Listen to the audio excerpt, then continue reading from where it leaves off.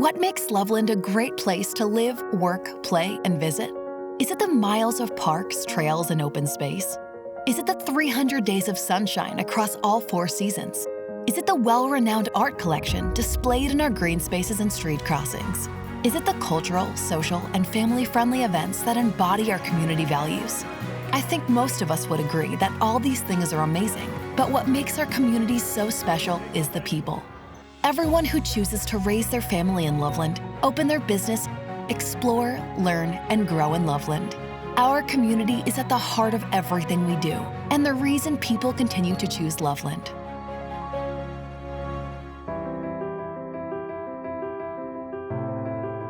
While the past year was filled with diverse challenges for our community, our city showed how strong, creative, and resilient we truly are. From families opening up their homes, to those evacuated from the Cameron Peak fire, to staff working around the clock, keeping our community safe. The way our community has come together in a time of crisis has been the difference in our ability to forge our path forward. I am excited to present to you our first digital State of the City. During this time, we will reflect upon our past achievements and outline important efforts on the horizon for our community. Welcome to Loveland's 2021 State of the City.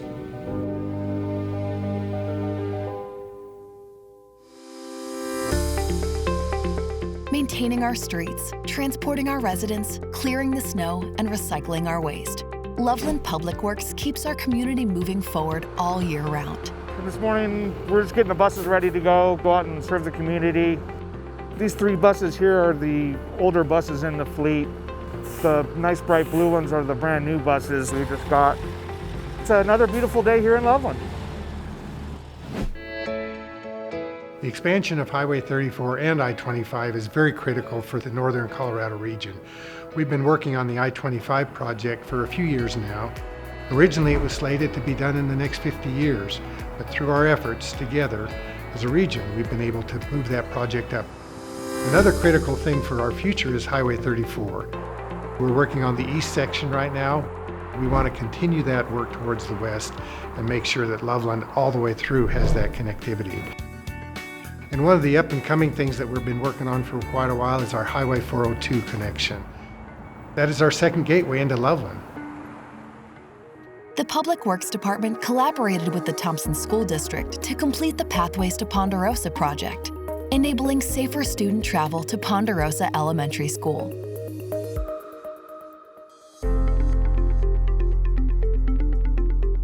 High-speed internet is a crucial resource that allows us to all work, learn, and engage in the 21st century. Thanks to the foresight of our community, Loveland is on the path to provide connection for all of our residents and businesses. In 2020, Pulse broke ground, started construction, and launched residential service. From the very beginning, providing high-speed internet has been about the success of our community. And through Pulse, Loveland assures our place in the top 10% of communities throughout the nation in providing broadband services to our residents.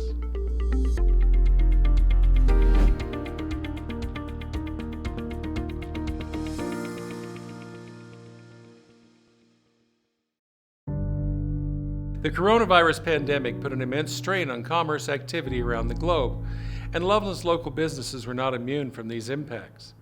In 2020, the city worked with our Downtown Development Authority and made use of the $4.1 million of Federal CARES Act funding to help provide mortgage and rent assistance for downtown business owners. Additionally, we allocated another $750,000 from our general fund to help small businesses survive the series of disruptions to their operations.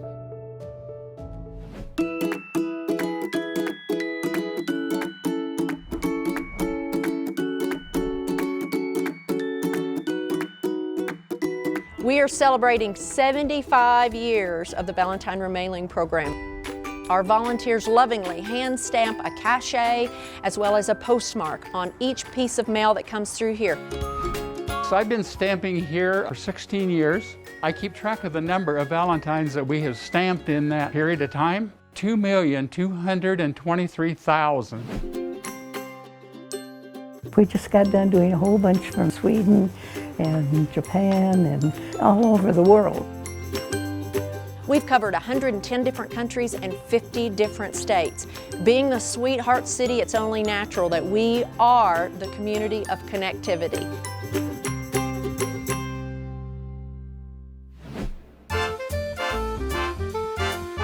I am at the Rialto Theater, the beautiful restored Rialto Theater, a theater that was built in the 1920s and saw many changes, including being turned into a small shopping plaza that became kind of desolate, I guess would be the correct word. And the community so loved the theater that they came together with dollars and hours to rehabilitate and to restore it and bring it back to its grandeur. Downtown Loveland is like an enchanted little village. Even though we're a population of about 80,000, when you come downtown, you feel like you're in a small town. It's a treasure. You don't get this everywhere.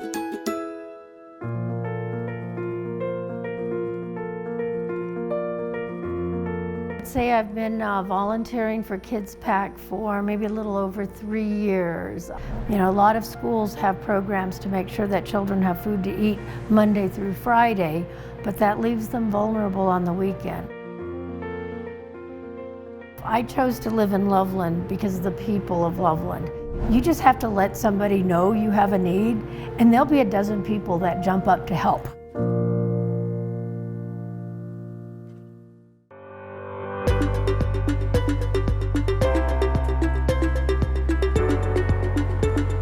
I'm out here at the Loveland Recycling Center. It's over 6 acres in size. 25 different types of recycling goes on out here. This past year, Loveland once again led the state in residential recycling rates, making it our 4th consecutive year. Well, I think it's very important to be environmentally conscious of what we do in our lives, not just for now, but definitely for future generations.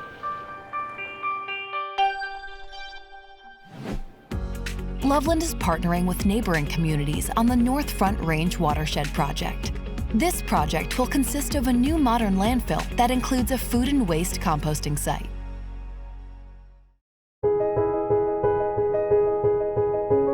The name Loveland has really become synonymous with the arts, and this began 5 decades ago, really, with the art casting foundries. And because of that, we have an arts colony that's built up. It used to be just bronze artists, and now it's artists from all media. Many of the things that have happened in the arts are a result of community involvement. So I not only see it with the sculpture shows, but in all elements of the arts. People are always willing to jump in and help, and it's become part of our identity.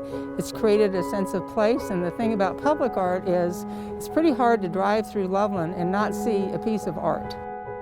The Creative District is a state-certified program that essentially proves a community's commitment to the arts. It's really meant to engage both the general citizen and the artist, and also serve as a central place for people when they come to Loveland, that they know where they can go to find out information about the arts and culture. Loveland is the arts. If you have traveled around Loveland, you have likely seen the work of our local artists. The Loveland landscape is filled with the beautiful and diverse pieces and includes the work of Jane D. Decker, who has been creating amazing art in Loveland for years. Working and living in Loveland is just so easy. I've been lucky enough to study art here and learn about art here.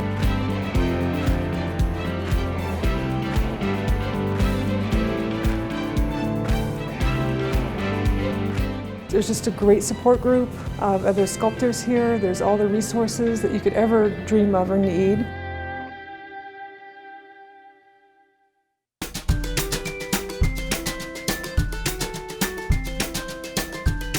And I love living in Loveland because you're a part of a community. I love the city. I was born and raised in Loveland, and now I'm raising my family here.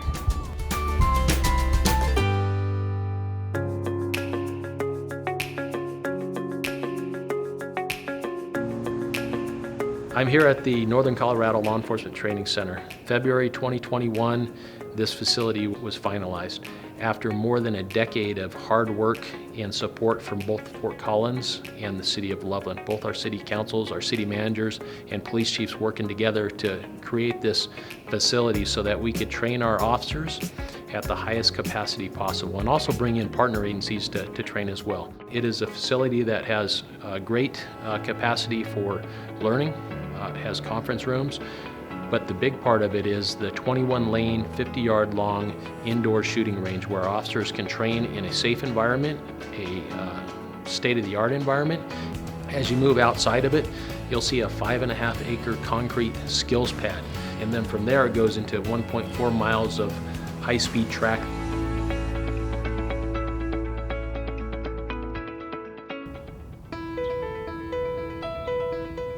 From the devastation from the 2013 flood to the close call with the Cameron Peak wildfire, Vistine Smith Mountain Park has been transformed. In 2020, we were pleased to reopen this park, and we invite all the public to enjoy the renovations and restorative projects that have occurred. While we have all come to treasure Loveland's great parks, open spaces, and natural areas, our Parks and Recreation Department achieved national accreditation for their work in 2020. I'm a mom of 2 toddler girls, so I have a 3-year-old and a 5-year-old, and my 5-year-old uses a wheelchair. She was born with cerebral palsy, so it's really wonderful that Loveland already has an ADA accessible playground, but for there to be talks about a universally accessible playground, it's a whole nother level. A universally accessible playground offers tactile experiences. It also is accessible for kids in wheelchairs, but what it also does is normalize the disabilities of kids in Loveland. And that is really, really important to having an inclusive and vibrant community as we move forward.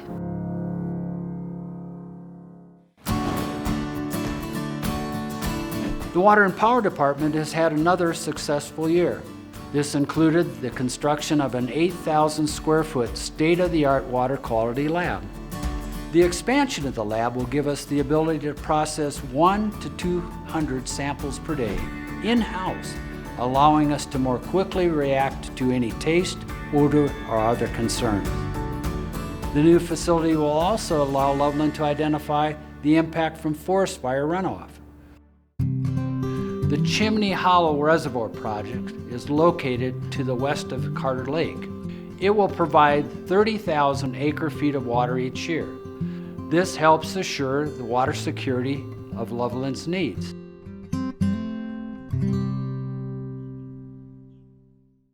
The Northern Colorado Regional Airport has the opportunity to become a tremendous new catalyst for economic growth in Northern Colorado. This is important in Loveland as it stimulates primary jobs as well as local jobs. The Northern Colorado Regional Airport is serving as the pilot project for one of the first remote towers in our country. This revolutionary project will allow commercial air service to return to Loveland without the need for a traditional airport tower.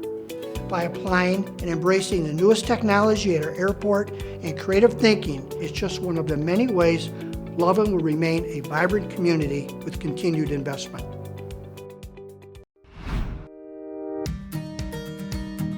Loveland is known as an arts community all around the world, and we thought, what better way to help spread the love than by making a giant Lovelock sculpture. This Lovelock sculpture is the largest of its kind. It is 34 feet long, it is 10 feet tall, and it weighs 24,000 pounds.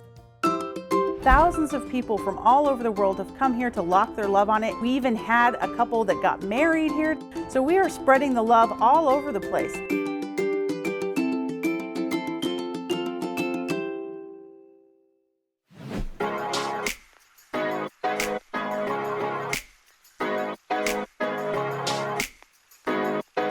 In 2020, we also celebrated the opening of this fire station on the west side of Loveland, Fire Station number 7. It's a beautiful new facility out here on the west end. This allows the residents in Masonville and south of here to maintain lower homeowners insurance. Fire Station 7 was placed strategically right here on the border between the mountains and the city.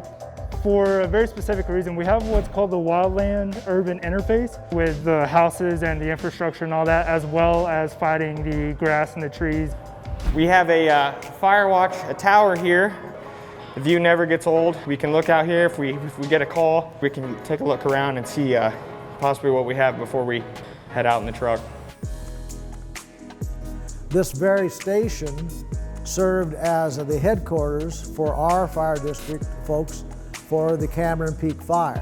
All the agencies could come together, meet each other, learn who they were going to work for the day, and then roll out to the fire.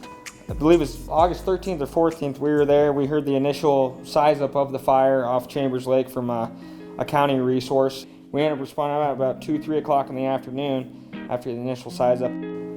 Even with many of the firefighters on the front lines of that blaze, we were still able to keep our local services and preserve our property in the city.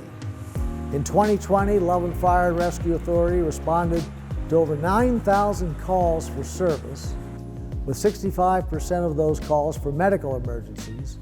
Also in 2020, the voters here in the rural fire district preserved our tax mill levy, which helps maintain the funding for the authority throughout our community.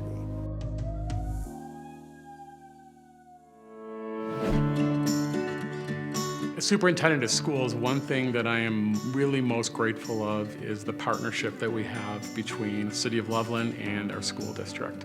In so many ways, from health and safety, to transportation, to infrastructure, to other services, the city truly serves as a collaborative partner with us in the school district. One program we're really excited about is a partnership between the Loveland Public Library System and the Thompson School District. I'm Gilbert. I'm 11 years old, and I'm here at the library to check out books. I'm Libby, and I'm Gilbert's mom, and we are at the library. And you're how old? The goal here was to bring library cards to each of our 16,000 students. And we've done this by pairing student ID numbers with the library system. And in essence, now all of our students have a library card. I wonder if they have the A to Z mystery somewhere. I don't know where that would be, A or Z.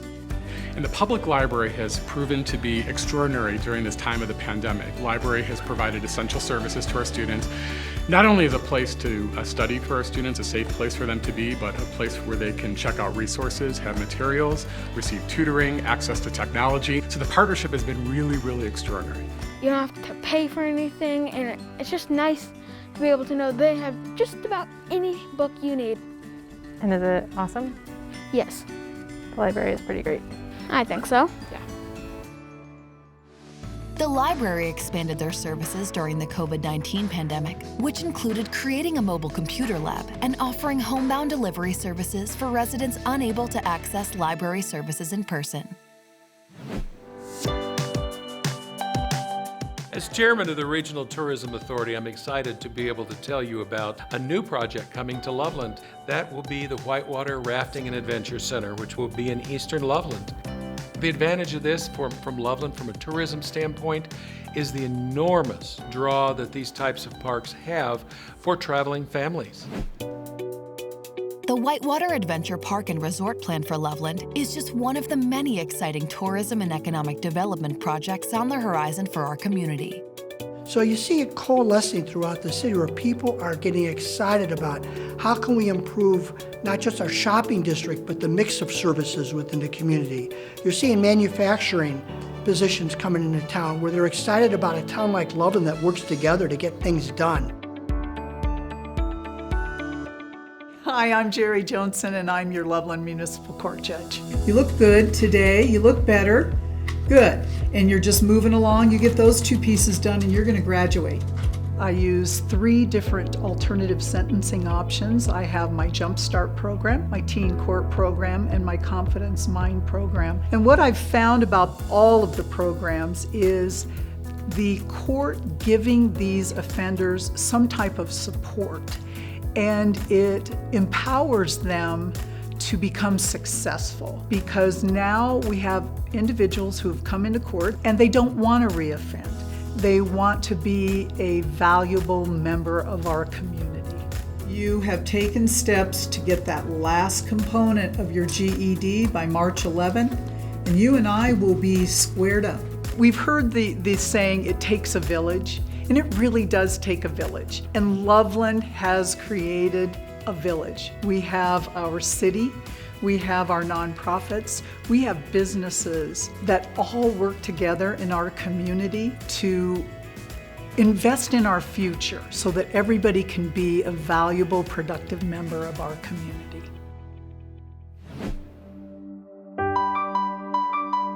We are in the Pulliam Community Building, an 80-year-old gem in the heart of our wonderful city.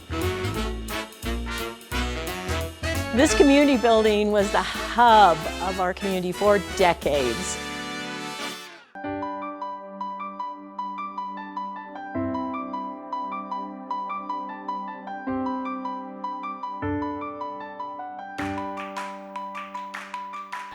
I am so proud of the community volunteers that came forward and formed the Pulliam Community Building Foundation and the city workers that have put their heart and souls into this to raise money and awareness about restoring this grand dam. I am so pleased that the city connects in such a positive, constructive way with as many organizations as we can in our community. For example, service clubs. We helped the Thompson Valley Rotary Club with the Hearts on the Light Poles project, which is so beloved in our community. The city is partnering with the faith community, the nonprofit community, the business community to work on the Grace Gardens project, which will be such a benefit to our community. We partner with the Winter Holiday Council. You guys all know you love the Namaqua Star. We actually even lit it up early this year to help people's spirits through the COVID crisis. We moved the decorations down to Foot Lagoon, added some artists, and it's really, really beautiful. And hopefully we'll be expanding into the Foundry in years to come. In 2020, Reader's Digest named Loveland one of the 25 small towns on the rise. In comparison to all the small to mid-sized communities across the United States, people are turning to look at Loveland and recognize what a great place it is to live, work, play, and visit.